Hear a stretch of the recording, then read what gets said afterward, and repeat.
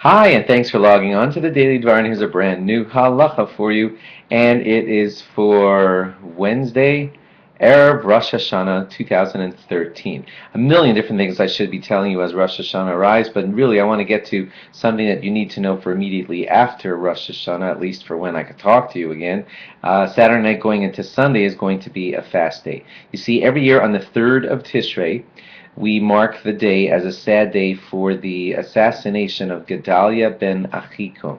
Now that 3rd of Tishrei this year comes out on Shabbos, but the fast will be pushed off onto Sunday to what we call a nidcha, a fast that's pushed from being on Shabbos when we don't want to fast except for days like Yom Kippur.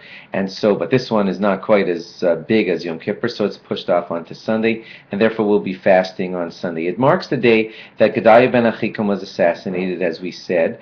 It happens during the 10 days of Teshuvah, but really it's marking another one of the fasts that notes one of the sad moments related to the destruction of our temple.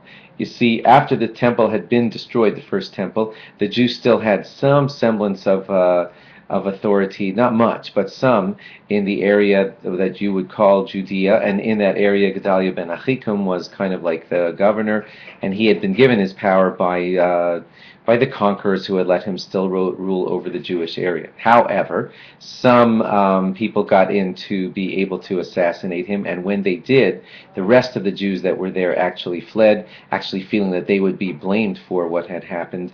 And so the last pocket of Jews that were in the area of Judea were now pretty much vanquished from the area, and so we mark it as kind of like a nail in the coffin on the destruction of the temple, because there had been, after the destruction, a small band of Jews that was still able to live in the area, and now they were totally gone after Gedaliah ben Achikum had been killed. So it does mark in sadness the same way we mark other days of sadness relating to the Churban, the destruction of our temple. However, of course, it happens during the 10 days of repentance, time when we're all ramped up to do good anyway and do things like pray a lot and daven and fasts, and so it has kind of like a double significance for landing into the 10 days of repentance.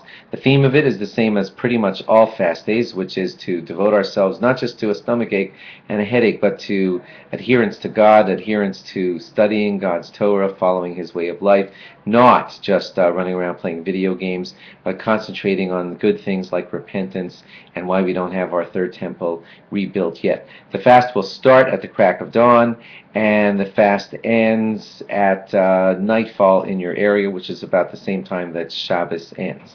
More specifics on the fast, I think, we'll give you on the Matzah Shabbos halacha, the Saturday night halacha going into Sunday.